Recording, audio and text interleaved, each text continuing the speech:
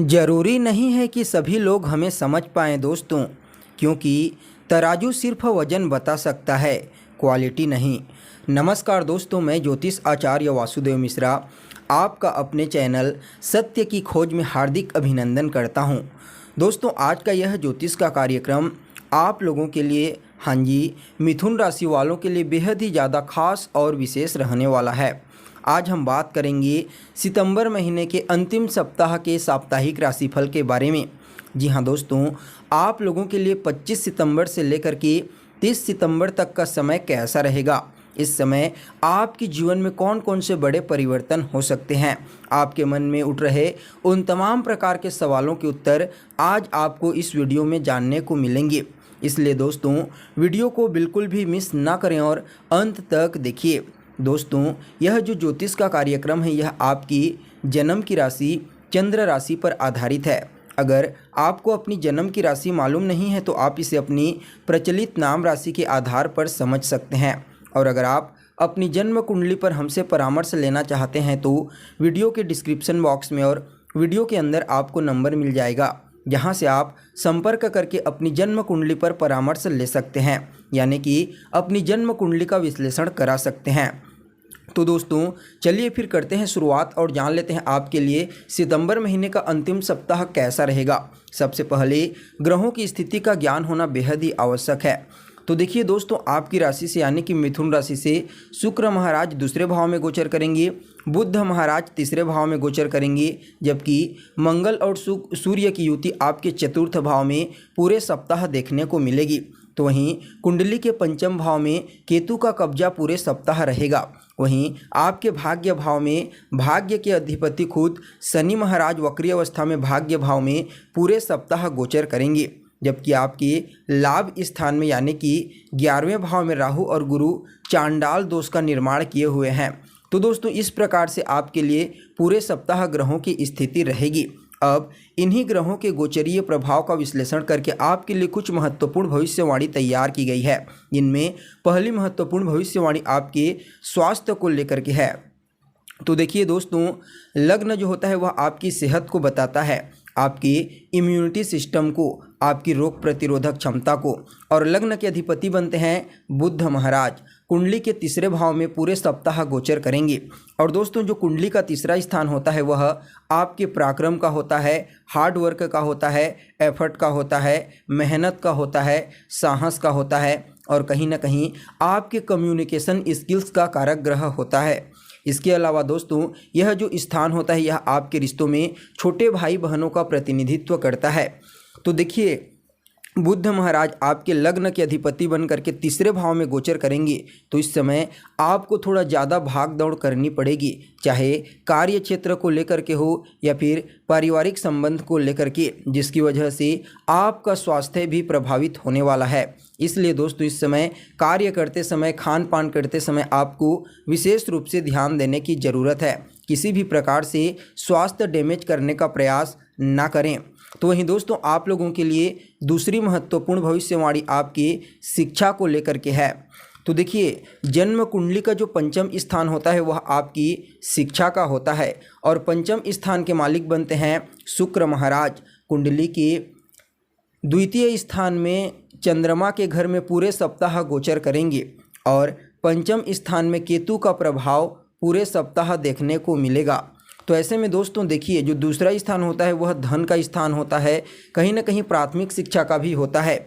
तो शुक्र की स्थिति तो बेहतर है, लेकिन यहाँ पर पंचम भाव में केतु महाराज बैठे हुए हैं, जिसकी वजह से विद्यार्थियों के लिए समय उतना अनुकूल नहीं कहा जा सकता।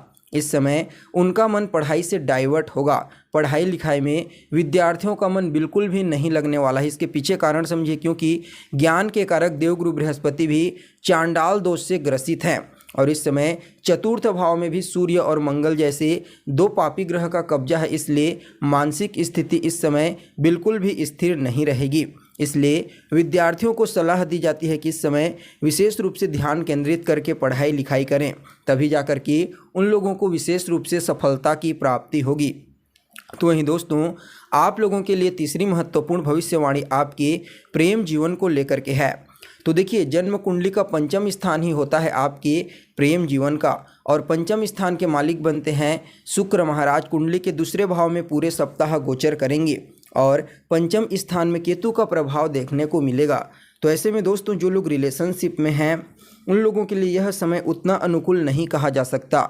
उनके बीच वैचारिक मतभेद हो सकते हैं, वाद विवाद हो सकता है, लड़ाई झगड़ा हो सकता है। इसके साथ ही दोस्तों आपको इस समय किसी चीज़ को लेकर के थोड़ा कन्फ्यूजन की स्थिति भी देखने को मिलेगी, क्योंकि राहु का प्रभाव भी आपकी कुंडली के पंचम भाव में पूरे सप्ताह देखने को मिलेगा। तो वहीं दोस्तों आप लोगों के लिए चौथी महत्वपूर्ण भविष्यवाणी आपके संतान को लेकर के है। तो देखिए कुंडली का पंचम स्थान ही संतान का होता है और केतु महाराज होते हैं। केतु महाराज आपके पंचम भाव में पूरे सप्ताह गोचर करेंगे और पंचम स्थान के मालिक बनते हैं शुक्र महाराज। तो संतान को लेकर के भी थोड़ी समस्या आपको इस सप्ताह देखने को मिल सकती है। तो वहीं दोस्तों आप लोगों के लिए चौथी महत्वपूर्ण भविष्यवाणी आपके वैवाहिक जीवन को लेकर के है, दाम्पत्य जीवन को लेकर के। तो देखिए जन्म कुंडली का जो सप्तम स्थान होता है वह आपके वैवाहिक जीवन का होता है और सप्तम स्थान के अधिपति बनते हैं देवगुरु बृहस्पति और लाभ भाव में राहु महाराज के साथ चांडाल दोष से ग्रसित होकर के पूरे सप्ताह गोचर करेंगे और सप्तम भाव के कारक होते हैं शुक्र महाराज, जो कुंडली के दूसरे भाव में अभी गोचर कर रहे हैं। तो ऐसे में दोस्तों दाम्पत्य जीवन के दृष्टिकोण से भी देखा जाए तो यह सप्ताह उतना अनुकूल नहीं कहा जा सकता, क्योंकि राहु खुद गुरु को चांडाल दोष से पीड़ित किए हुए हैं और अपनी नवम दृष्टि से आपके सप्तम भाव को दृष्टिगोचर कर रहे हैं, जिसकी वजह से आपके वैवाहिक जीवन में कुछ कन्फ्यूजन की स्थिति क्रिएट हो सकती है। इसके अलावा वैचारिक मतभेद, वाद विवाद, लड़ाई झगड़ा की स्थिति भी उत्पन्न होने की संभावना नज़र आ रही है। इसलिए दोस्तों इस सप्ताह आपको अपने दाम्पत्य जीवन को लेकर के विशेष रूप से सावधान रहने की ज़रूरत है, तभी जाकर के आप अपने दाम्पत्य जीवन में, वैवाहिक जीवन में मधुरता ला पाएंगे। तो वहीं दोस्तों आप लोगों के लिए पांचवी महत्वपूर्ण भविष्यवाणी आपके भाग्य को लेकर के है। तो देखिए दोस्तों जन्म कुंडली का जो नवम स्थान होता है वह आपके भाग्य का स्थान होता है और नवम स्थान के मालिक बनते हैं खुद शनि महाराज। पूरे सप्ताह नवम स्थान में ही वक्र अवस्था में बलवान होकर के गोचर करेंगे। तो ऐसे में दोस्तों शनि देव के प्रभाव से तो भाग्य के दृष्टिकोण से समय बहुत ही उत्तम रहने वाला है, लेकिन यहाँ पर दोस्तों देखिए जो भाग्य के कारक होते हैं देवगुरु बृहस्पति, वह अभी चांडाल दोष से ग्रसित है, जिसकी वजह से भाग्य में कुछ न कुछ रोड़े आपको अवश्य देखने को मिलेंगे। लेकिन दोस्तों यहाँ पर देखिए शनि महाराज भाग्य भाव में गोचर करते हुए आपके पराक्रम भाव को दृष्टिगोचर करेंगे, जहाँ के वे कारक होते हैं। इसलिए अगर आप इस समय मेहनत करते हैं, एफर्ट करते हैं, परिश्रम करते हैं, तो निश्चित रूप से आपके लिए यह जो सप्ताह होगा भाग्य में वृद्धि करने वाला साबित होगा।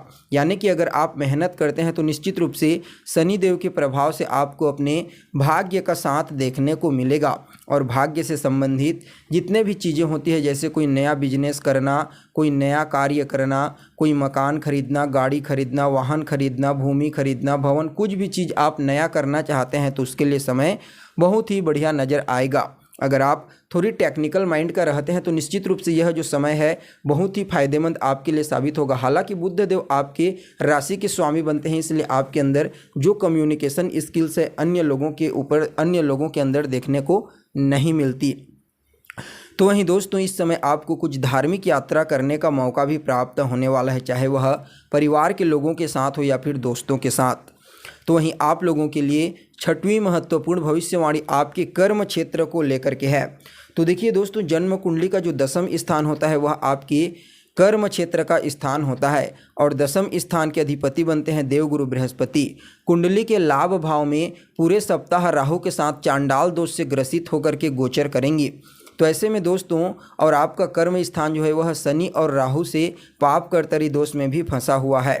तो इस समय कार्य क्षेत्र में आपको विशेष रूप से सावधान रहने की ज़रूरत है, अन्यथा आपके ऊपर गलत आरोप भी लग सकते हैं। कार्य क्षेत्र में कुछ मान हानि होने की प्रबल संभावना नज़र आ रही है। इस समय कुछ कन्फ्यूजन की स्थिति क्रिएट हो सकती है, इसलिए आपको पूरी ईमानदारी के साथ प्रत्यक्ष रूप से अपने हर कार्य को करने की सलाह दी जाती है। ताकि कोई आपके कार्य में उंगली भी ना उठा सके, अन्यथा समस्या खड़ी हो सकती है। इसलिए दोस्तों इन चीज़ों का आपको इस सप्ताह विशेष रूप से ध्यान रखने की आवश्यकता है। तो ही दोस्तों आप लोगों के लिए 7वीं और अंतिम भविष्यवाणी आपके द्वादश भाव से संबंधित है, खर्चों से संबंधित।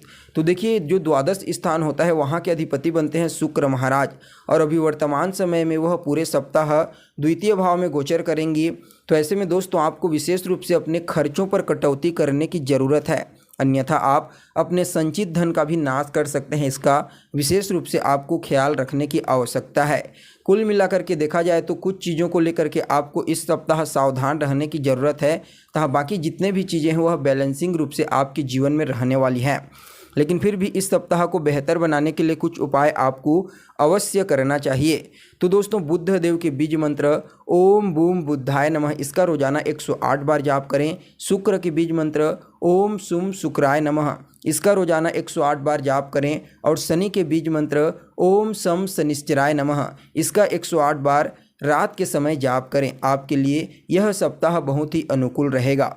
तो दोस्तों कैसी लगी आपको जानकारी, कमेंट कीजिए, लाइक कीजिए और बने रहिएगा हमारे साथ। फिर मिलते हैं एक नए और ताज़ा एपिसोड में, तब तक के लिए नमस्कार।